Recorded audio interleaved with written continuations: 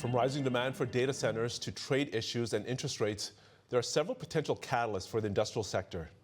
Joining us now to discuss is Kris Ruggeri, Senior Analyst with Argus Research. And Kris, welcome to the show. This is your first time on the program. Why don't you walk us through what sectors you cover? Sure. Thank you for having me. Yes, I cover the industrial sector of the market and specific industries within that. I cover aerospace and defense, industrial machinery, building products, railroads, some trucking as well. So all that would encompass my area of coverage. All right, let's jump right in rather. You say that within the industrial space, one of the biggest themes is the impact of higher interest rates. What's playing out there? So what we're seeing is the higher interest rates that we've been experiencing these last few years have resulted in higher costs for customers of industrials and also higher cost of financing for borrowing. So it's making investing in big projects less attractive because companies will not be able to get the profitability they're looking for. So we're seeing more of a delay of when customers will start investing, start buying large machinery, products, et cetera, from these industrial companies. And a lot of that's going to be dependent upon when we start seeing lower interest rates. Okay, now another headwind for perhaps some of these industrial companies is U.S. trade policy. What impact is U.S. trade policy having for these companies? What are you seeing there? Yeah, well, there's a lot of uncertainty around trade policy, and that's causing a headwind, as you said.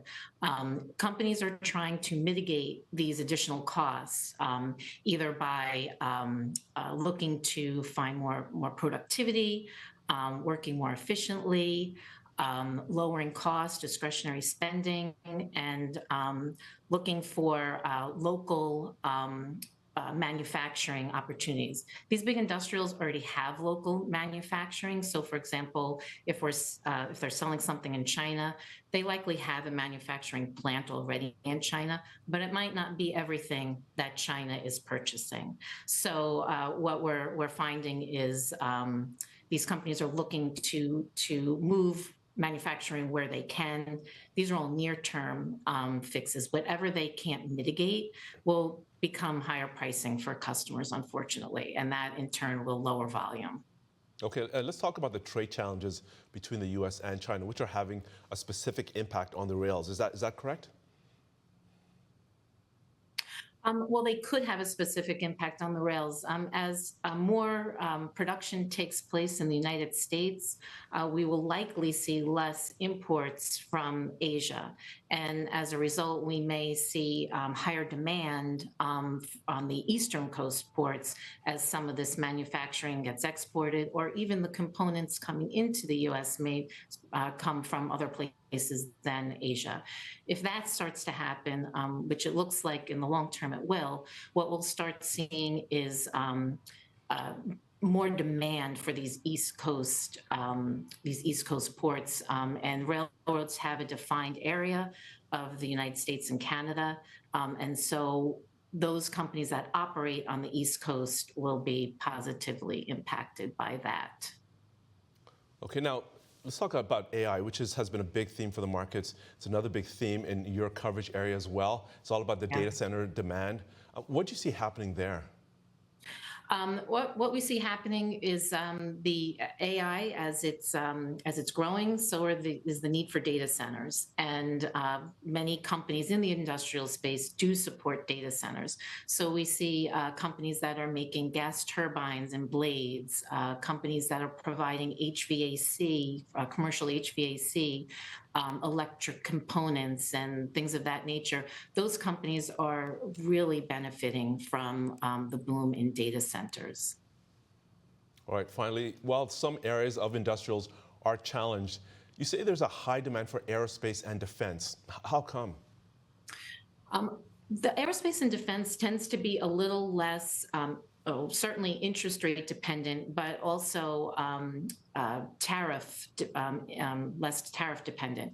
So what we're seeing, for example, with aerospace and defense, we'll call out defense first.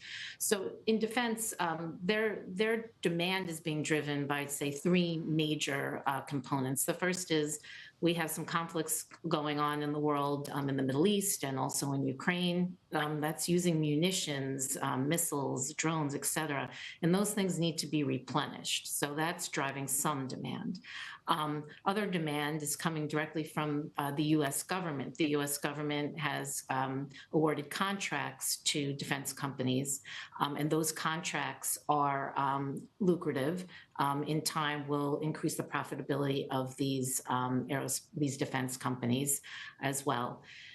Third is NATO just recently agreed to 5% GDP spending on defense, and that is those are international sales for these defense companies, and that's higher profitability for these companies. So there are three sort of drivers that are increasing demand for defense, and they're independent of interest rates as well for defense, independent for trade policy, tariffs, because most of these components are already produced in the U.S. and for the few that aren't, they're produced in countries where there are, like say in Europe, that there are more favorable tariff impacts, so that there is more room for a workaround, for example.